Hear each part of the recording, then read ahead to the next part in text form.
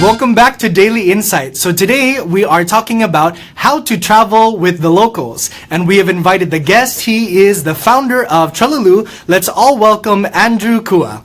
Hello Andrew, good morning. Thanks for joining us. Hi Randy. Hi guys. Thank you for coming here to visit us. Now, a lot of people want to know, first, why is it important to travel with the locals?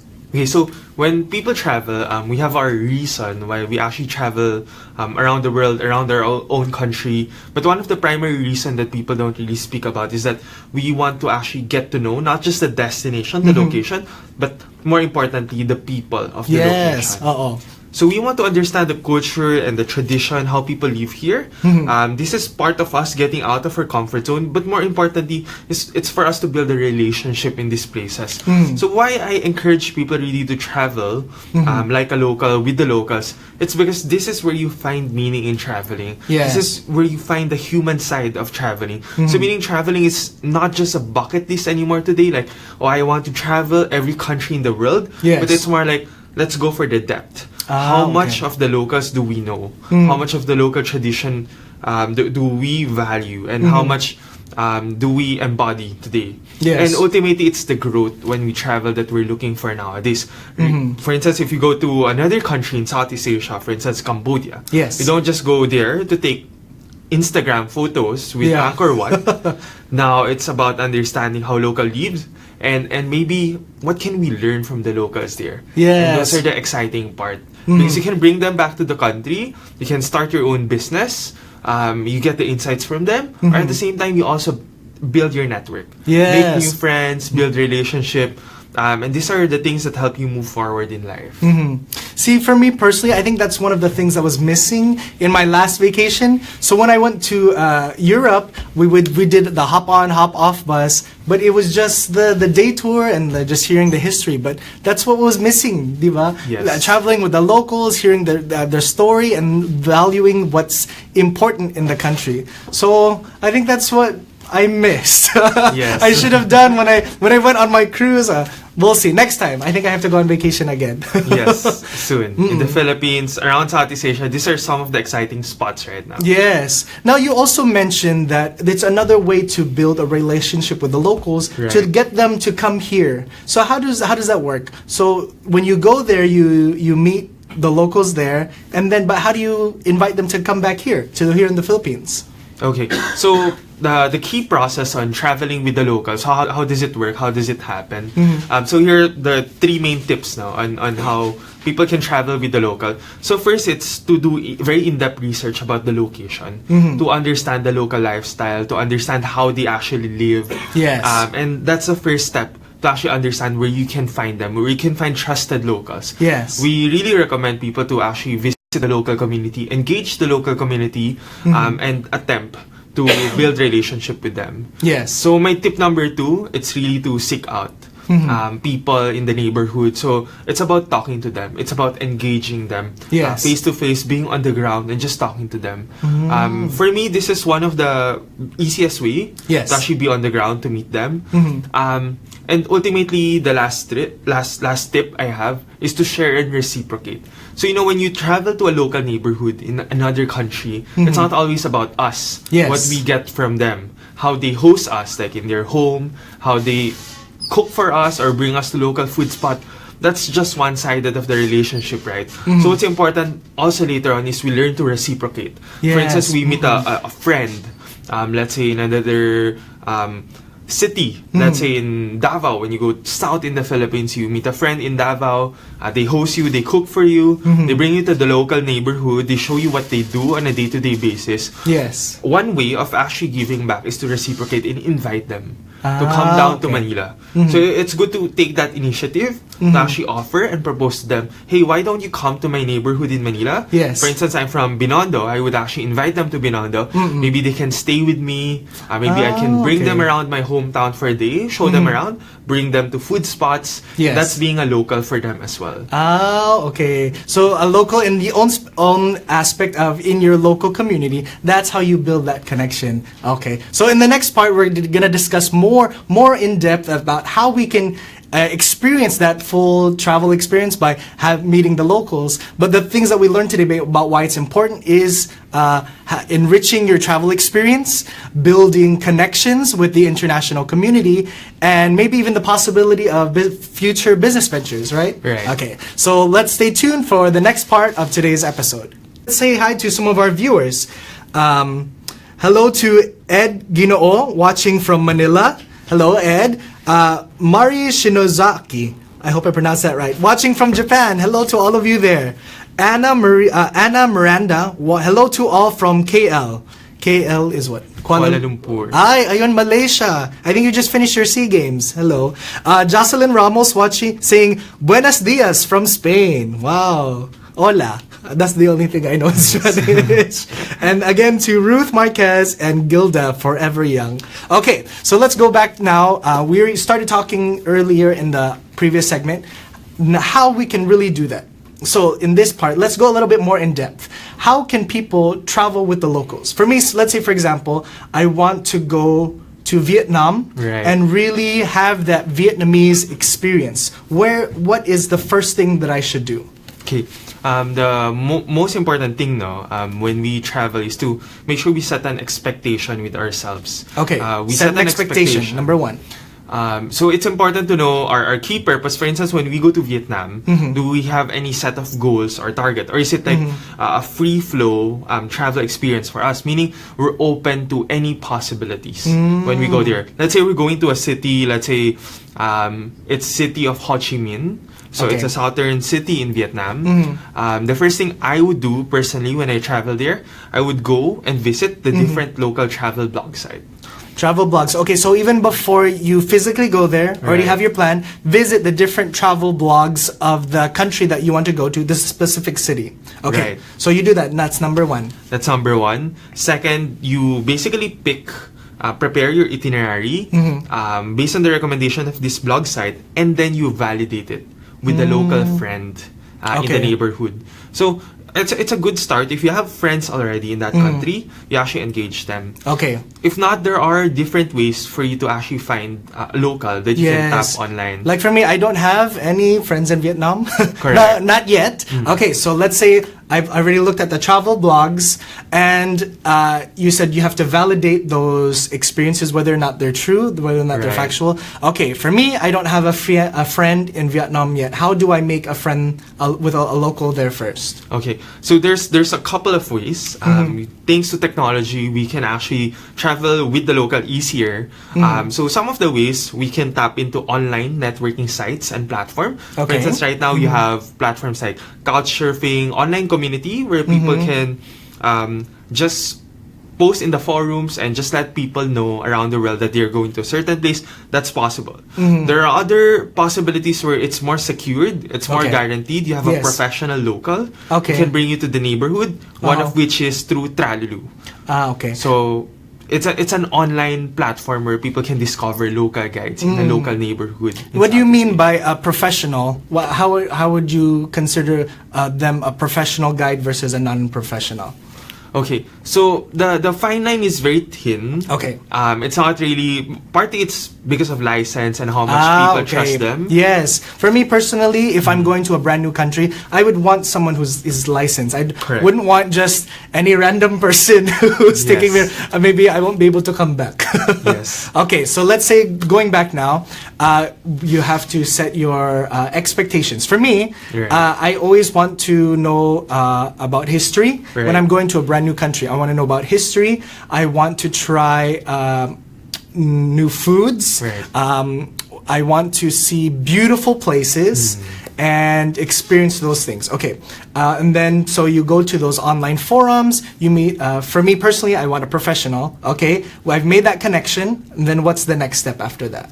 So afterwards, for instance, you go to this platform. For instance, at Tralulu. So right now we're currently the one leading in terms of local neighborhood platform for people to find a local guide in that neighborhood. Okay.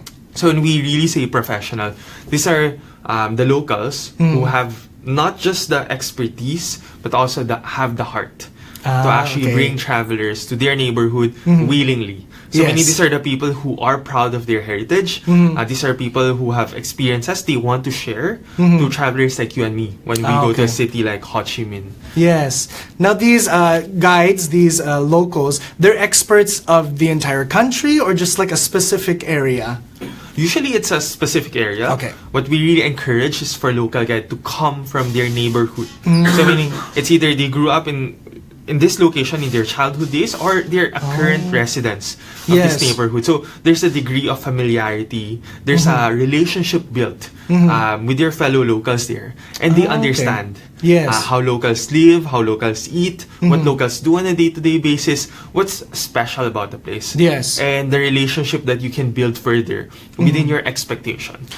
Okay. So another expectation that I have, for me, I like to go to places that are, of course, the normal touristy spots, but I want to try the hidden gems. Right. So like what you said, when you have these guides, they know the individual areas. So of course they're going to bring you to the famous places, but they're also going to try the other restaurants that people may not know about, that are Right. not so crowded. So that's why it's important. Okay. So for me, I've made that connection, I've contacted them, and then I've already prepared an itinerary. Right. Okay, then what happens next? So what happens next is people go to the platform. People can input their destination of choice, their schedule of choice, the activities they prefer. This is where your expectation actually comes into play. Yes. And then you see the different guides who can actually meet your expectations in that neighborhood. Oh, okay. So it's catered towards what you want. Correct. And then you pick the guide who can do those things. Correct.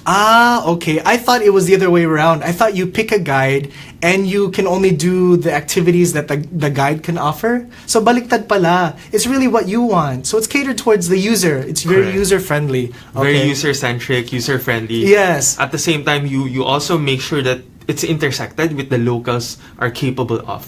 So, but there are general categories of expectation. For instance, you want to go to a local restaurant, meaning Yes. you're a foodie. Yes. You're a guide who specializes, for instance, in Vietnamese food. So when you go to that Okay. neighborhood, you could tap the locals who love to eat food so much, who would try every restaurant in the neighborhood. Yes. So by the time you get there, they've tried everything they can recommend to you, and their recommendations tend to be better than food review sites because they're from the local neighborhood. Oh, okay. So that's how you, if you really want to enjoy the food experience, like me, I love food, if you haven't noticed. So that's how you get to know about those hidden gems. Okay. Now you introduced about Tralulu. We're going to talk more about that in the next part of today's episode.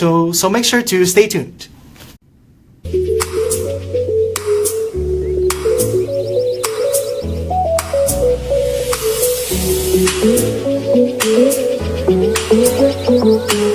I love this tour guide. This tour guide kasi I can look people down.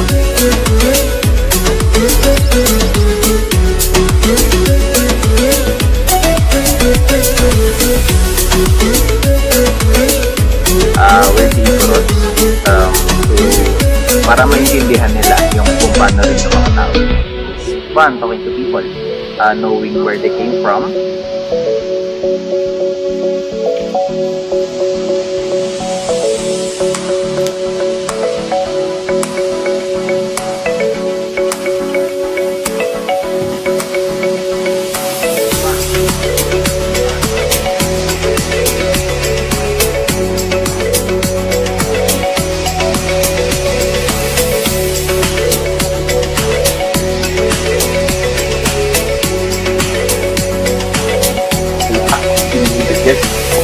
That makes me happy.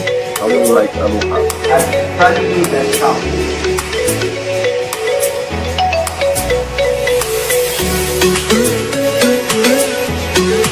Okay, so we talked about Tralulu. We introduced it in the last part, but for those of you who are just tuning in now, if you can give just a brief introduction about what is Tralulu.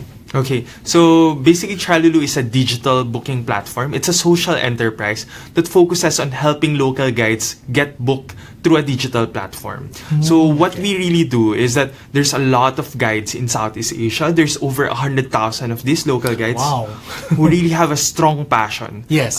to help travelers navigate, live, and immerse like a local.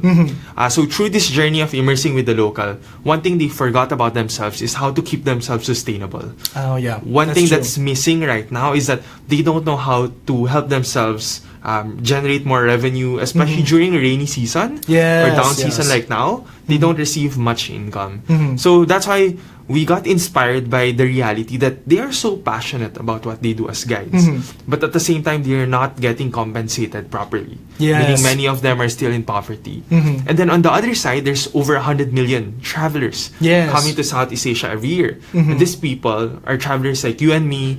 We're seeking for a local experience in a country or city we go to, but we're unable to find that. So that's why we came to life, and we wanted to disrupt and solve this social problem. This problem that we really want to solve eagerly is to help travelers travel like a local through the local guides. Okay. Right. So that's what we should emphasize, the social enterprise. So other businesses, other travel agencies, maybe things like that, their main focus is about the business and things like that. But you have this more important objective is helping those local guides. So for me, for when I was on tour, when I went to Europe, I see that they are very passionate. They really love their heritage and their culture. But like what you said, sometimes they don't always have that constant flow of guests. Right. So for example, now here in the Philippines, it's rainy season. Do they still have tours during in those places?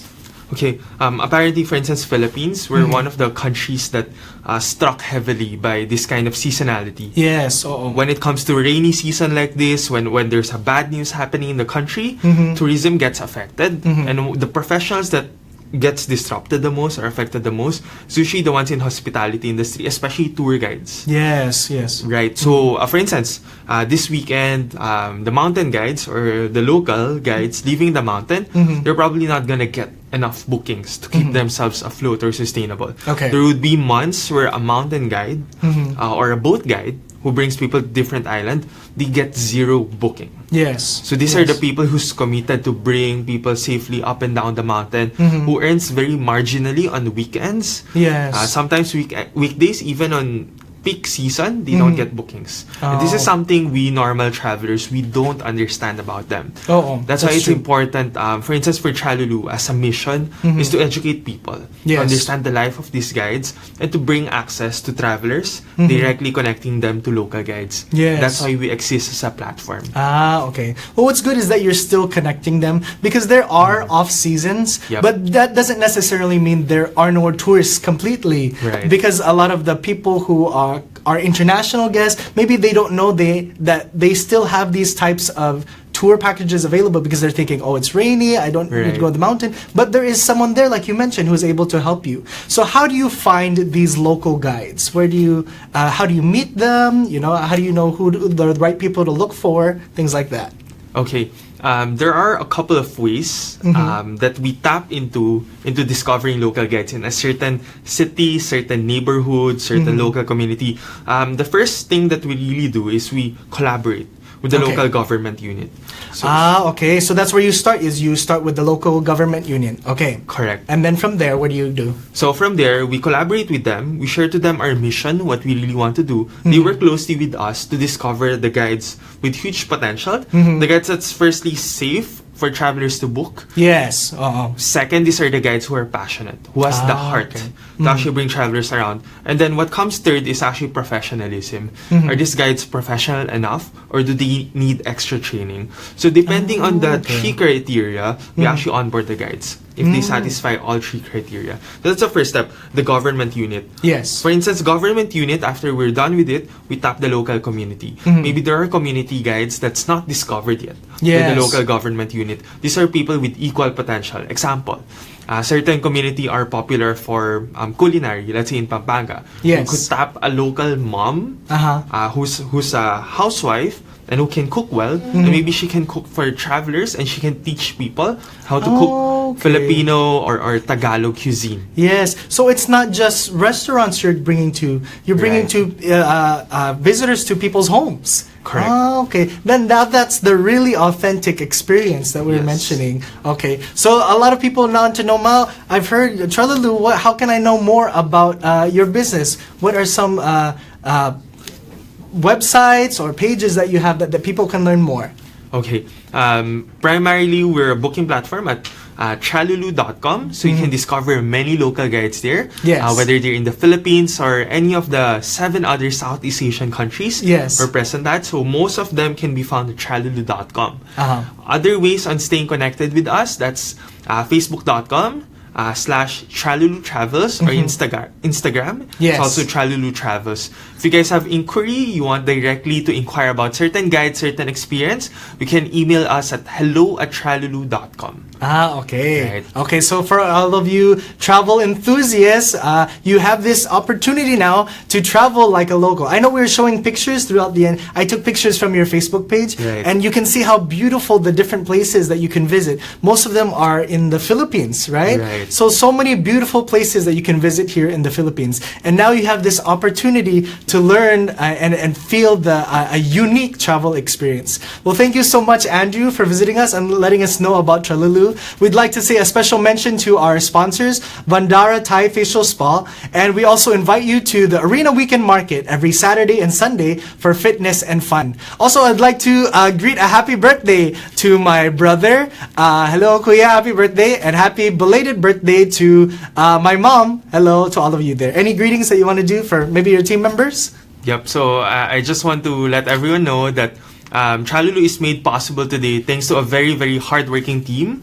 So my passionate co-founders, down to the full-timers, the interns, especially the guides out there and all the Yes. mentors, everyone who's pulling off together this advocacy from the ground up. So I'm very thankful to everyone who's making Tralulu a possibility over the past 2 years. Yes. All the hard work, all the hardship, it's thanks to you guys. Yeah, good job, the team in Tralulu. So we hope you enjoyed this episode. These are mornings filled with meaningful business talk, giving you useful advice on how to win at your career. I am Randy Bernardino, and this is Daily Insight.